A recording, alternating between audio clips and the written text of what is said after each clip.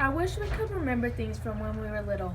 Unfortunately, we only have the stories that we were told as we get older. My great grandpa, named William Duke, was my hero. He went by Pat. Even though I don't remember him that much, he had a huge significance in my life. When we can't remember something, the best thing to do is look at pictures in order to grasp a visual image. My mom made small photo books from when I was a baby, and in most of them, Pat was holding me. They said when anybody else held me, I would cry. There's two things I can remember though. One is I had a baby doll that was my absolute favorite and never wanted to put down. So Pat made me a bike, but it had a seat for me and a car seat for my baby doll. And of course it had a basket, a bell, and training wheels. The second thing I can remember is going up to Pennsylvania in the summer to visit. He would let me sit in the small red wagon and push my sister and I down the hill over and over again. He did it because it made us happy, even though after the sixth time he was probably really tired. Sadly, no one lives forever. He passed away when I was really young. However, a strange event happened. He worked in a factory, and over time the chemicals got into his bloodstream, leading to leukemia. The day of his death, he was laying on the bed sick. However, I thought he was just sleeping.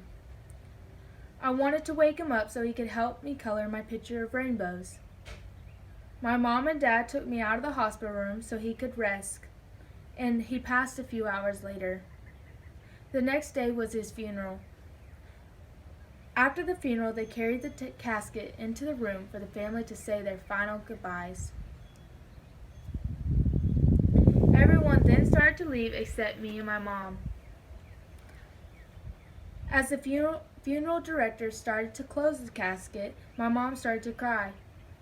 She said, I grabbed her face and said, Mommy, Pap said to stop crying. Everything's going to be okay. She said, Amanda, Pap is sleeping. I then said, no, he's not.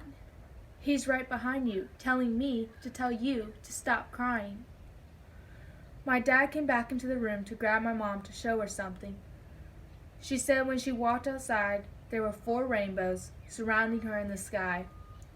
She said she has never seen anything like it in her life.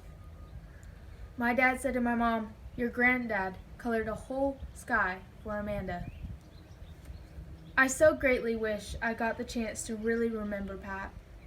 I thankfully still have his wife and my great-grandmother that is 92 years old and very healthy.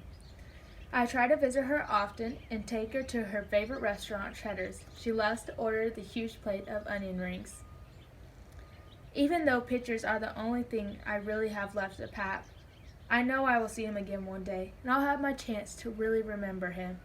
For now, though, I know he's the brightest star in the sky. Thank you.